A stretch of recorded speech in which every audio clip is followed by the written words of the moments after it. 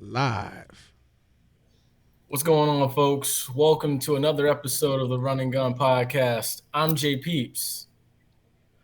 I'm Jay Z, and today, Jay oh Z. my goodness, I'm JC, man. Come on, don't say his name. I'm not trying to get sued right now, We got man. some You know how special guests school is joining hitting us me right tonight. now, man. 1995-1996 SEC champion, 1997 All-American, first team All-SEC 1996. He was a finalist for the Bolitnikoff Award. He should have won it, if you ask me. 1996 national champion, second round pick of the Tampa Bay Buccaneers in 1998, and UF Hall of Fame class of 1997, Mr. Jacquez Green. Yes. How you guys doing, man? Thanks for having me on. Most definitely, most definitely. This is going to be an awesome show tonight. I can feel it. I can feel it. So, are you absolutely ready for the hijinks and misfits that you decided to hop on with? Yeah,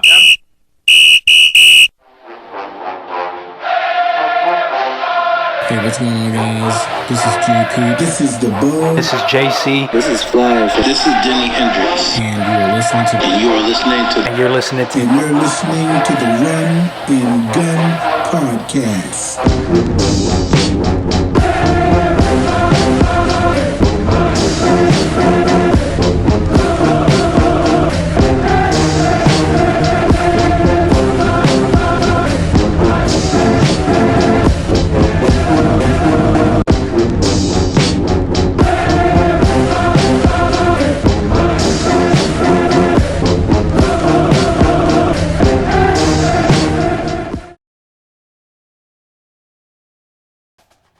First of all, why he would set you up like that and ask you a question with a second to go, I don't know, Mr. Green, but we'll get on him later. See, that's why we jump on him for stuff like that.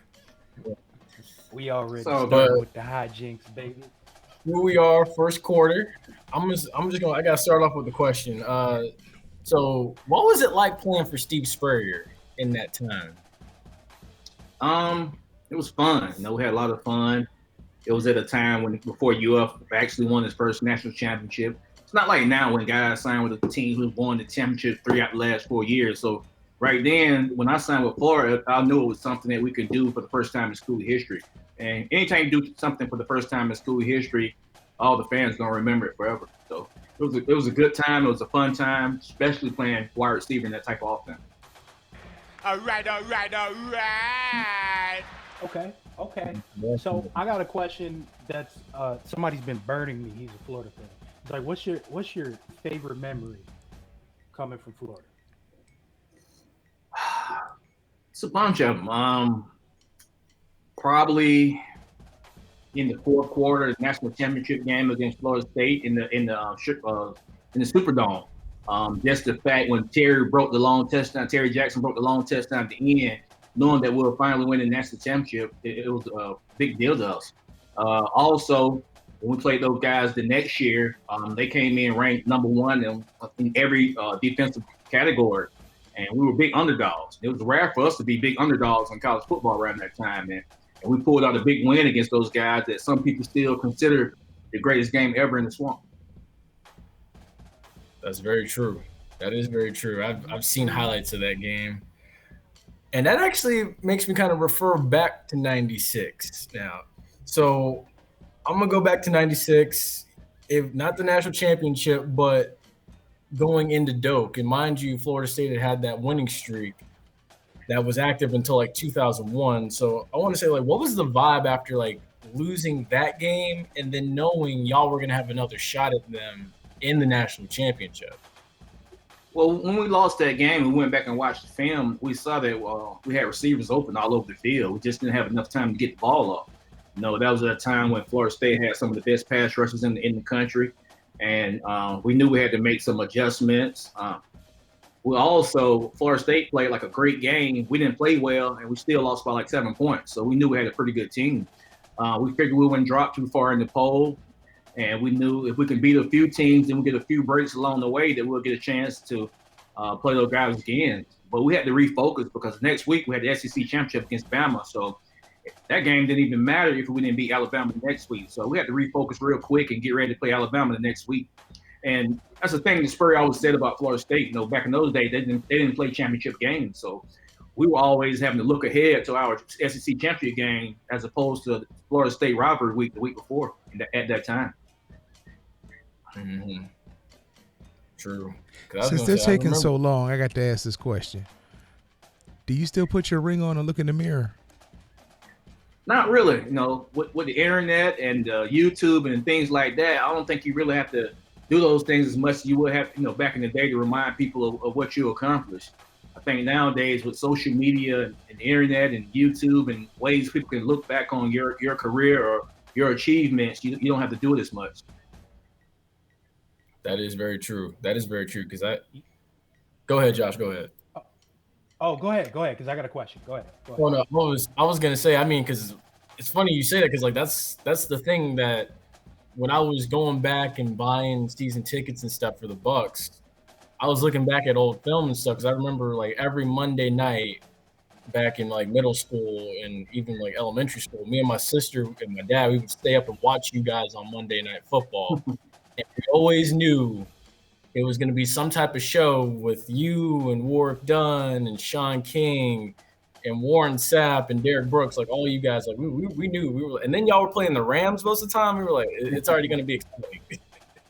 Yeah, at that time it became a big time rivalry. You know, Rams were the best offense in the league. We had the best defense in the league. So it was a matter of whether our offense can make any plays and whether their defense can make any plays, you know, which decided the game. And every time we played them, it was a big game. It was a tough game. It was a physical game. So it kind of like became a rivalry to us for like 2 or 3 years. And I think the Eagles became a rivalry right after that. Yeah. JC. Okay. So I see you've been hinting at something here. What are the differences to you between playing back when you played in college, right, and the differences now playing in college? I think now the game is more, with the rule changes, the game is more wide open. I think it's more conducive to smaller receivers that can play the game now. You don't have to worry about getting touched or grabbed, or the quarterback can play forever now, because back in the day, most of those quarterbacks retired because they had too many concussions or too many injuries. That's why Marino and Favre and all those guys hung it up. They just they just got beat up too much. That's what teams did to the quarterback back then. Now that you can't touch the quarterbacks, they can play forever. If you even slap across the quarterback's face mask, that's a penalty now. And with receivers, you can't grab them anymore. You can't touch them. So the small, shifty, quick guys can have a lot of success in today's football. Okay. So also with the personnel too. Back in the day, we would only use a third receiver mostly on third downs. Now most teams base out of 11 personnel, which is 1 tight end, 1 running back, and 3 receivers. So the game is just more wide open than it was back in the day. Yeah. That's true. Okay, go ahead, Jordan. I've asked, what was it like practicing? Well, just kind of like 2 questions. What was it like playing for Tony Dungy, and then what was it like practicing against that 99 Bucks defense? Because I know in some circles around Tampa and even around the league, some people say that 99 defense was better than the Super Bowl defense. So, I mean, what was it like going against those guys? Yeah, that 99 defense was like flat out dominant. The Super Bowl defense this year was, they was good, they were solid, but that defense was dominant back in those days. They didn't give up much. Playing for Coach Dungy was a good experience. It's rare when you be around a person with that type of character, who really is, the way he speaks and talks is the way he lives. He's not going behind closed doors, acting a certain way or saying one thing and acting another way. He's a great guy. He's a great coach. He even showed me different ways of coaching. Back in those days, you thought the only way to coach was to scream and holler at people. Dungy showed you can respect people by just coaching them up and being a good person. As far as going against that defense, NFL, you rarely really go against your defense full speed. You don't tackle anytime in the NFL. You may tackle goal line drill. Most of the receivers not in the goal line drill. So it was just good to see those guys practice. You can understand why Brooks and Sapp and Lynch and those guys were great players, because the way they practiced. They were good guys off the field, and they were great guys in the locker room. Okay, nice. If you guys keep pausing between questions, I'm gonna jump in because I got 1,000 questions. I mean, I'll wait on JC to ask something. Otherwise, I'm gonna go to my next question. It just go ahead, man. Ask your question. All right. Coach. Ask your question. So I got it. when you go lined ahead. up at wide receiver in college, who was the person you hated to see line up against you on defense? At that time in college, I felt like I was in my zone. You know what I'm saying? I felt like nobody can really stop me at that time unless we just had a bad play call on. But the guy that did give me issues at that time was probably Corey Chavis. He played corner for the Vanderbilt at the time. That's because he was so big and physical, and you had to get open real quick because their defense blitzed so much, And because we were on offense, the defense that gave us the most issues at that time was Vanderbilt defense in the SEC. Wow. At that time, they was a top 10 defense in the country every year. It just was terrible on offense. Wow. I didn't even know that. I always figured like Vanderbilt Vanderbilt and Kentucky were like the teams that you would just smack around and then on to the next. If you look back around that time, Vanderbilt was a top 10 defense and Kentucky was a top 10 offense with Tim Couch. Yep. And Vanderbilt, the Jamie Duncan that played with me at the Bucks, he was a linebacker that came off that Vanderbilt defense. It was real good on defense those years. They had a lot of guys who drafted off those defense. Shelton Quarles played at Vanderbilt too. Mm-hmm. Wow. So, translating to the pros, who would be that one person you didn't want to look across and see? Not that you couldn't deal with anybody, but the best one I think I've seen around that time that I always thought was the best was Sean Springs the year he made the Pro Bowl. One year he made, I think it was 99 or 2000 when Sean Springs went to the Pro Bowl. He was one of the better corners I thought, that I had played against around that time because he was shifty, he had good size, he seemed like he was smart. But in the NFL, you go against a lot of guys that can play the game. But at that particular time, I thought Springs was the best corner that I had to win against at that particular moment. Wow. Okay. Nice. And we are now into the second quarter, which means it's time for a little bit of HBCU sports. So the first thing I want to open up with for the FAMU folks is the spring game is going to be April 3rd in Tallahassee. I don't know what the deal is with fans. I'm hearing from one source, it's like it's going to be fans. The next source is like it's not going to be fans. I don't think I'm going to make that trip to Tallahassee, given the climate right now. But, it's just me. The other thing, too, is Deion Sanders on a roll. They pounded Mississippi. Oh, my God. I wonder, what do you think? What do you think of this Deion and Jackson State thing, Jacquez? I think Deion is a guy who's going to accumulate talent. As long as you got talent, you're going to win football games. I think he's going to be more of a CEO of the program.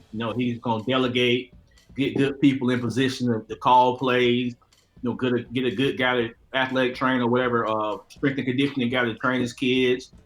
He's going to bring a lot more to the university than the university going to do for him, I think, in the long run. Mm-hmm. As a matter of fact, the quarterback was at Florida. He's a guy who was at UF at one time, got in trouble. Now he's at Jacquez State. And he signed our tackle who had an Arizona State offer early on. So he has a lot of talent. Yeah. Yeah, I'm gonna agree. He chose one of the nice spots to be able to jump into HBCU game. I mean, he brought in a really good staff. He decided that he was gonna go to Jackson State, and that no matter what, he was gonna go out there and I guess attempt to bully the HBCU game going on right now, and he's really doing it. I mean, we've seen a lot of things. I guess Grambling, right? We've seen that they're not as good as we thought they were gonna be. Yeah. But and even though this is a caveat that it is spring, right?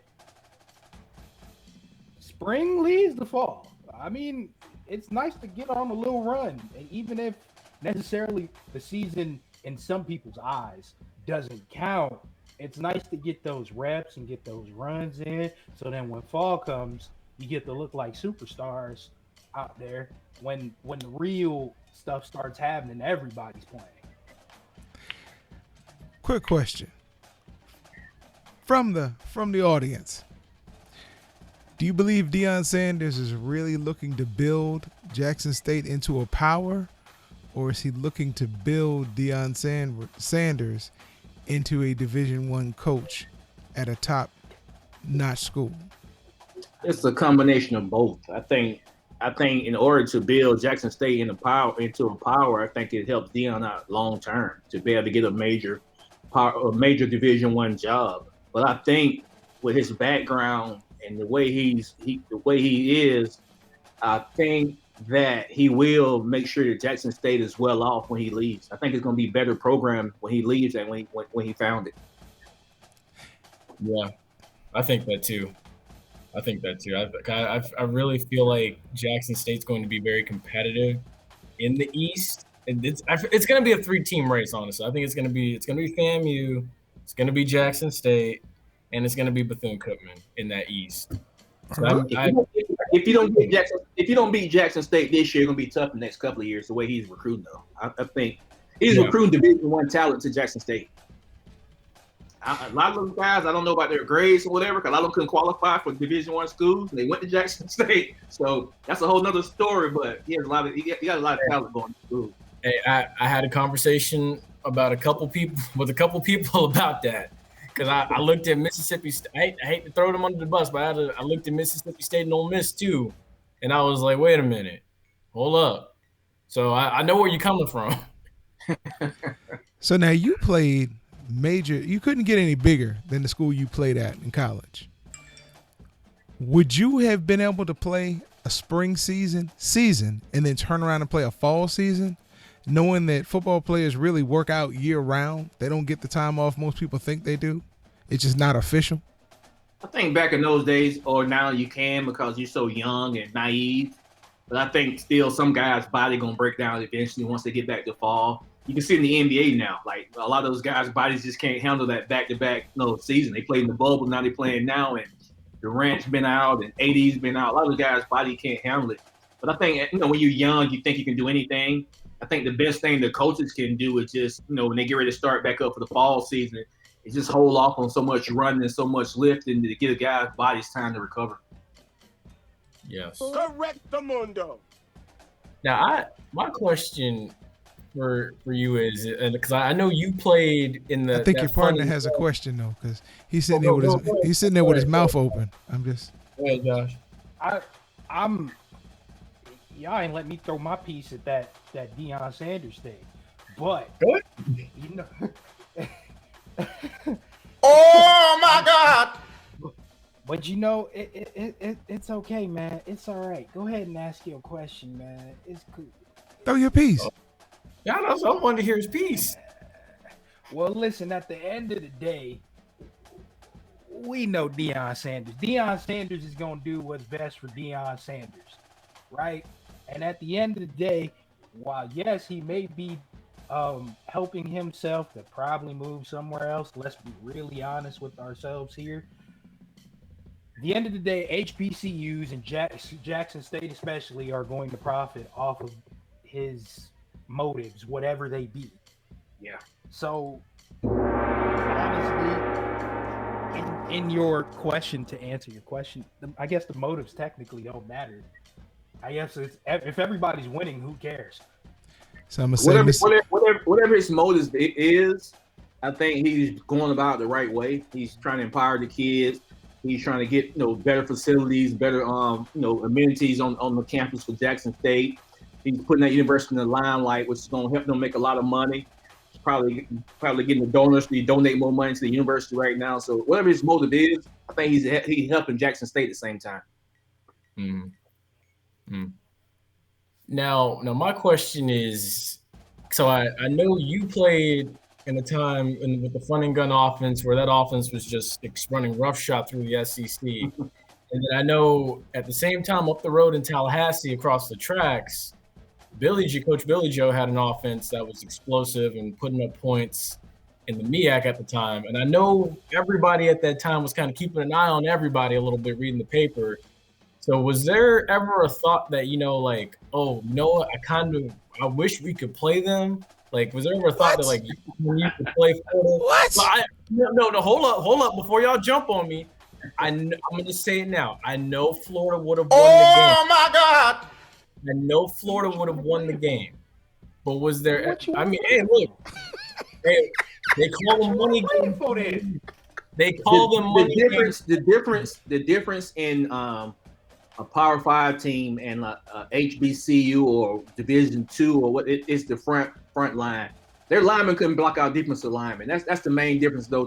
Everybody has skilled guys. Everybody got guys that can run and fast. The difference in the SEC and the other conferences is how good our offensive linemen are and how good our defensive linemen are. I talked to Quinn Gray a while back about their offense. He said Billy Joe was doing a lot of stuff that we was doing in Florida. J1 Sider played there, who was Riedel Anthony's and Fred Taylor's quarterback in high school. So I knew a lot of guys.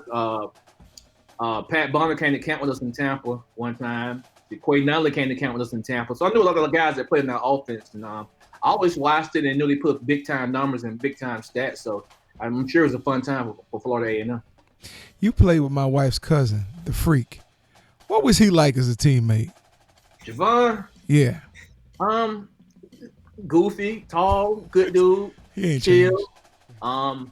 He came in at like 6'5", 200 pounds, and he was a safety. We was like, Jesus, how you a safety that big? And so we kept telling him, like, he was so big, we kept telling him that he was gonna grow into a linebacker. Then he became a linebacker. And we kept saying, man, you're gonna have your hand in the ground eventually. Next thing you know, he got in the NFL, he's putting his hand in the ground. So he was just always a big guy, but he was always very lean, very fast. Like, he never lost any athleticism, but he just kept growing as he was in college. Yeah, he's still a big dude. Big arms, hands, everything. Yeah, his head even grew after he finished school. He's a good dude, though, man. He's a good guy. He was just blessed, man, with ridiculous athletic ability, man. Like, God was in a good day that day he created Javon. His nephew, J-Ron, built just like him, played safety at Clemson. So, I mean, I guess he was on to something. He just got too big to play safety. J-Ron is built just like Javon was when Javon first came to college. He was about 6'5", about 215. Just the fact that, Javon was always a physical freak and just a crazy athlete. Just crazy athlete, man. That when you get to college and you see some of the guys, you be like how did people even stop you in high school? High school, most of the kids are small in high school. Every blue moon you may have a team with some big kids, but most of the kids be smaller in high school. So I'm like, Javon, how you can even get blocked in high school with that type of size and length? And he wasn't the biggest in his family. That was the trip. Yeah. That's a big family. I fit right in weight wise, just not height. Awesome. So now we are on to the NFL. I know we had Drew Brees announcing his retirement set up as the first thing, but the one thing I want to hit on, and we had a conversation about this earlier today, is the whole the Cardinals edition of the Cardinals edition of AJ Green. So I asked because I know I brought up the whole thing of father time. I want to add, I know you said he was just getting old. So do you think this is kind of like Larry Bill getting ready to? Yeah, I think they got to find someone. I'm not sure what happened to Christian Kirk and Andy Isabella, because I thought they was hire those guys at one time, and they bring in AJ Green. So I'm assuming that Larry Fitzgerald's about to retire, or he's not sure. They know he's going to retire within the next year or so. So they're trying to bring in another big time receiver. And AJ Green is smart to go to a more of a passing offense to try to rehabilitate his career. Because with a 1-year deal, he catch 60, 70 balls. He can cash in free agency again next year with a big contract. So I think it's smart that AJ Green went to a type of offense like that.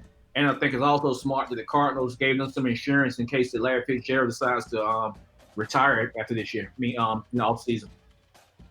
Is it like a green factory somewhere? Because it seems like every receiver that comes out with speed has green on the last name. You had SJ, AJ, Jacquez. I think it's just a common last name. It was a green at Florida State too, wasn't it? Yeah. Tampa Catholic too, right? No. Oh yeah, Christian Green. Yeah, Christian Green went to. Yep. Yeah, Christian Green was a quarterback at Tampa Catholic back in the day. Yeah. Yes, sir. Yeah, I had the chance to meet him. He's a pretty cool dude.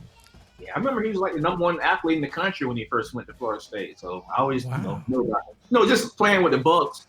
We used to always go out to high school games in the area every Friday night and see different guys play in the area, who folks in the top teams and some of the top players. So Tampa Catholic was good at one time.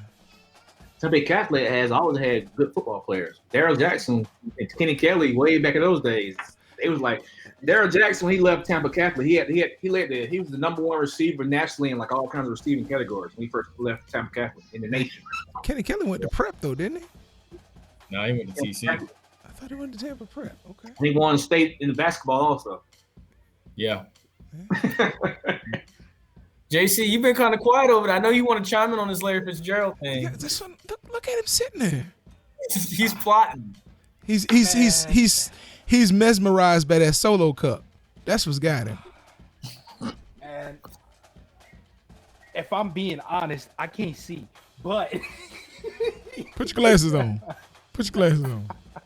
I don't know what you got to look at, but go ahead. But I mean, are we really expecting the Cardinals? Oh my God! Player, right? Because they signed AJ Green. Forget all the other moves, right? Nobody wanted to talk about the Cardinals till they signed AJ Green. Are we being serious right now? Is that what we're doing?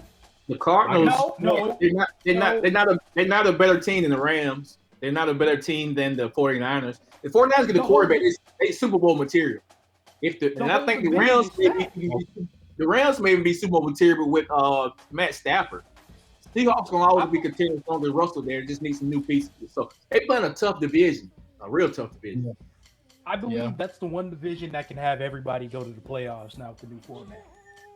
That's never happened, has it? No. But the new format, the new format, right? Yeah. The new format. So it's gonna be interesting, but I'm just astounded and amazed that everybody sees that they signed AJ Green. All of a sudden, they're like, "Oh, man, the Cardinals. Maybe they're going to the Super Bowl, bro. Whoa. Who said they was the Super Bowl? That? They need to drug test reporters. Who said that? Yeah. I'm talking reporters. I'm talking that same group chat the peeps over there was talking about. They was over there up in there high on the Cardinals like that. Now, Wait, who? I know I wasn't.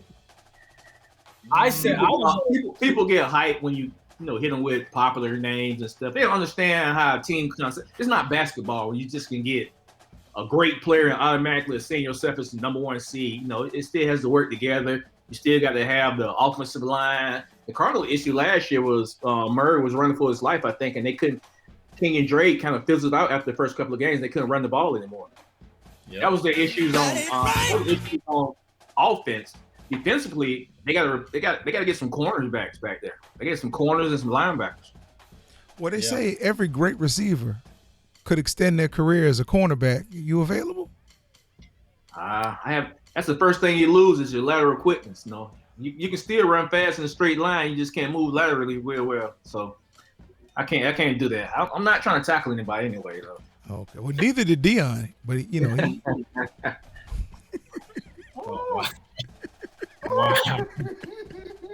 But I'm not knocking him because Dion was one of the greatest corners I'd ever seen.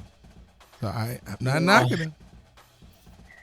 Okay, so we all know Drew Brees retired, and now what's happened is Jameis got his 1-year deal worth $12 million, and then Taysom Hill's four-year $140 million contract. All years are now voidable, and it's a mechanism to free up cap space. So what are we thinking now with Drew Brees out of the picture? Who you riding with? For the Saints to win the Super Bowl, they're gonna need Jameis Winston to play well. We saw what Taysom Hill can do last year. He an average quarterback, which most people thought. But it's a place for Taysom Hill on offense. The type of role he's been doing the last couple of years. But in order for the Saints to win the Super Bowl, Jameis Winston will have to win the quarterback job. Unless they still go in and make a trade for Russell Wilson, so you never know. True. Now I'm on the Russell Wilson end. And Josh, I know Josh want to jump when I say this. The Bears are very intrigued, apparently. They say the Bears weren't often enough to get it. They said Seattle said the Bears wasn't often enough to get Russell. So Pete Carroll's not going to let Russell just go for anything. He's trying to get some draft picks and some capital back in exchange for him. Yeah. Oh yeah. I like Russell. I'm a big Russell Wilson fan. I think he's a good quarterback. Absolutely. Yeah. Plus, the fact that trading him creates, I believe it's 39 million in dead cap space. Yeah, He probably won't that's go like anywhere. if they do it, it's the most ever. So I don't think it's gonna happen unless it's like a king's ransom. I'm talking like 5 first rounds. You know, maybe a quarterback. You know, They just, you know. if they get him some linemen, the offense would be well. Even though they just lost their Griffin, the cornerback, but they got to get Russell some linemen, because Pete Carroll wants to run the football. So you got to get some guys that can run block, or some guys that can protect Russell, so he's not running for his life back there. Because his skill guys are solid with Carson, Lockett, and Metcalf. So you get him some linemen and they show defense, he'll be okay. It's amazing. They don't want to give us credit when we earn it, but linemen are one of the most valuable assets of a football team. Very valuable. Yeah. Can't do anything with those guys. Thank you. That's where Thank the you. game starts And ends. Yeah. and ends if you play cards wrong. So Tis true. Tis true. The other thing as well. Go ahead, Josh. Go ahead. go ahead, man. You good? No, my bad. Seriously, go. Somebody asked a question. You got 38 seconds left in the quarter. I was gonna say something, but he has a question, so it's cool. No, it wasn't a question. Oh my goodness. See what I got to deal with? I'll flip a coin with you for it. You got 25 seconds. You ain't got a coin. So listen, I think Seattle's going to be fine despite all the rumblings, right? I think once they figure out, some way to keep Russell Wilson happy by getting players on the offensive line and figure out how to get that defense back into shape, because as of late, it's been kind of atrocious. I think they'll be okay. They might get back to their winning ways, especially now that they're getting back to running the football, as we've seen. You always have a chance in the NFL as long as you got a good quarterback. Russell's one of the best quarterbacks in the NFL, so Seahawks always have a chance. I think his teammates like him. I think Pete Carroll is a solid coach, a solid overall coach. So it's a matter of who they sign in free agency and who they draft in the upcoming NFL draft. They may even start, go heavy on defense in the upcoming draft. So we'll see. Yep. And that now brings us to the fourth quarter. I'm sorry, fourth quarter. We are now talking NCAA. So NCAA tournament has started. And for the first time since 1991, Alabama has won the SEC championship in basketball. And I'm starting to think, is it possible Alabama could do what Florida did back in 2006? I think they lead the nation in defense. If not, they're one of the top 5 or top 10 teams in the nation in defense. So they defend well. They always had athletes, but the new coach has those guys buying on the defensive side of the ball. I just watched them this past weekend against LSU, which was a real good game. Alabama has a chance. If you can play defense, you have a chance in the NCAA tournament. In tournament, you probably got to guard the 3-point line a little bit more, because the teams who shoot well from the perimeter are usually teams who advance the most. So Alabama has a chance. They got great athletes and they can defend. Yeah. I think they do have a chance, but I think it's still too early to start believing. It's still a weird year, right? Teams are still getting back in swing, right? Or teams are starting to hit their stride. Hell, they've been on their stride all year. Gonzaga, right? Like there's a Michigan. whole lot of And how does Alabama match up? Was the SEC even a good conference this year? Wasn't deep. I know the Big 10 and the Big 12 was great, like excellent conferences. Like Big 10 had like 5 or 6 teams that's great, and the Big 12 had 5 or 6 teams that's great. So how does Alabama match up when they get outside the conference, going against those type of those type of opponents in the tournament? Once you get down to the Sweet 16. And see, that right there is what had me thinking when I was looking at my bracket, and I was like, okay, Jawan Carter's Michigan team. Jawan Howard. Jawan Howard. My bad. Jawan Howard. I get them all mixed up. There's so many Jawans. Please don't say they look alike. Okay. Carter say that. Please don't. And then Jawan Howard. So when Alabama meets Jawan Howard's Michigan team, That's what's got me wondering, like, okay, like, I don't know. Because I think Michigan's that bracket is loaded, isn't it? Isn't that the bracket that has like 3 or 4 big time schools in it? Like, they've been ranked number 1 this year or something like that. So yeah, like Florida State.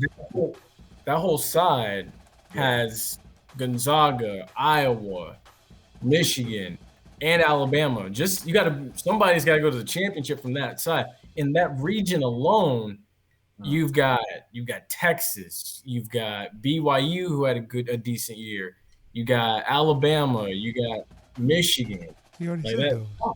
region. Florida State though. Yeah, Florida State too. Georgetown, who's a dangerous team. Hoyas.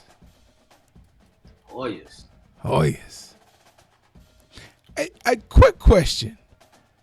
Please tell me how Patrick Ewing looks very distinctive. You could pick him out in a lineup. My mom said you could pick him out in any lineup except if he was at the zoo. So how do you not know that's Patrick Ewing in the Garden? Why you gotta do that? These young kids, they hiring all these young kids for these jobs who really don't know anything about history, probably don't even understand basketball. They're just looking for a job at Madison Square Garden. So I don't know how you not distinguish Patrick Ewing. He's been looking the same forever. He just don't have any hair anymore. He looks the exact same. Right. Especially when you see a guy who's dang near 7 foot walking around the Madison Square Garden. You're like, Thank you. Gotta do something. He's something significant. And that face has not changed. That face has not changed. Why we gotta do this to Patrick Ewing? I love Patrick Ewing. I was a Georgetown Hoya fiend, but the man got a face that'll make an onion cry. You gonna tell me that I'm lying? Oh no! I'm sorry. I'll be quiet. Oh Lord! Oh my gosh! Spot, man. Wait. Oh man. But opening hey, look, if they can pull off a win, because I know I have them winning, and then I got Florida State winning. I think that'll be an interesting matchup with them and Florida State. Because I know Florida State got exposed with all those turnovers, so I think it's something that Patrick Ewing's squad could take advantage of in that second round. Patrick Ewing has them playing the best, playing the great right now. That's when you want your team playing the best, though. When you go into the NCAA tournament, as a team, you want to be peaking right around tournament time. It doesn't matter what you do beginning of the year. It's what you start doing around tournament time. And each year there's one team, a few teams that always get hot around tournament time and just start playing out of their mind. And hopefully Georgetown can be one of them. That's a program that everybody's always followed, from back in the day. I remember early in the day, everybody always thought Georgetown was the HBCU, because they had nothing but brothers back in the day. That's true. So many times. Temple was like that too back in the day with Chaney. Yeah. So he looked like the mascot. Yeah, looked just like that. He did. You're right, Jacquez. You really are. When the first time I went on Georgetown's campus, I'm expecting to see, like when I went on Howard's campus or Bowie's campus, or I'm expecting to see that, and I'm like, where are the black people at? Because you didn't see them. You really didn't see them, except on the court. It's almost like they didn't recruit any white guys back in those days. It's true. Guys, true. Ask a question. You don't have much longer. Ask a question. Actually, I got a question about college football. Go ahead. I've asked so many Florida fans this question, and nobody can ever give me a direct answer. Like I've asked even the most hardcore Florida Gator fans this. Why did Florida take Miami off the schedule? I've been digging for this answer. I think it's because of money. I think we try to get so many home games each year to make a lot of money. And if you try to put another Power 5 team on your schedule, you have to play a home and home away, home. You have to play at their place and at your place. I think it's all money. Back in the day, the SEC always won an X amount of home games and get all this revenue.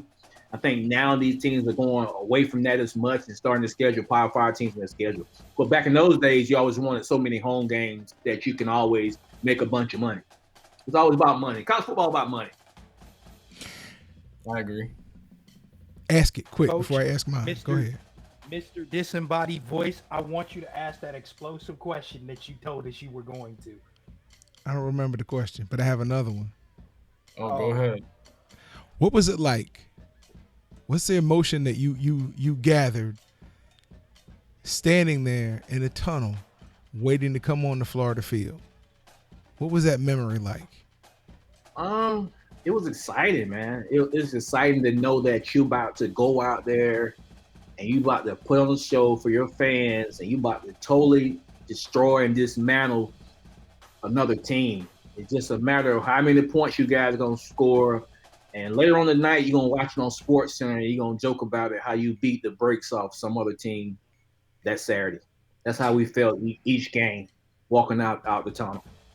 I had a friend of mine who was a drum major for Florida State while you were at Florida. And she said that the one place she hated going was the Swamp. She said y'all had the loudest fans. She even said louder than Tennessee. But the way our stadium is set up, if you ever notice, our stadium is down in a sinkhole. So we're down in a hole. So it just captures all the sound right there on. And also our fans are real close to the sidelines. You know, most stadiums you about 20, 25 feet away from the sideline. Our fans are like 5 feet away from the benches of the opposing team and our team. So everything is really down on the stadium. In our stadium, you can't even hear a guy next to you talking to you when it get real loud. Yeah, I will say I went to go see Jarris McIntyre and Cadillac Williams and Ronnie Brown play in 2002. They played Rex Grossman and those guys in the Swamp, and I never came out of a football game with a headache before in my life. Mind you, I'm like 5 years old at the time, and I'm like my head hurts. Like this was loud. Like yeah, it gets loud, man. Your ears be ringing. You have to bend over to speak to someone right next to you. So it gets crazy. Our fans complain now, like the older fans complain now, like because it never gets loud like it used to get in the Swamp for some reason. Probably because the times have changed. Everybody don't pay attention to the game as more. You can always watch the replays. You can watch it later. All the games televised now, so just different times. How can we follow you on social media, sir? At Jacquez Green is my social media handle. Mostly on Twitter. That's where you can find me at. You guys are on. Awesome. Thank you for joining us. Don't forget to follow us on Spotify at Penalty Talk. I got you. At Twitter. One Penalty Talk. The Instagram. At Throw Flag. Hope you guys have the Penalty Talk on Twitter. Yes, sir. Okay. Yes, sir. Even the tongue-tied one to your right. Okay. On Facebook. At Penalty Talk. I'm on Facebook. I don't get on Facebook. He's J Peeps and what's going on, folks?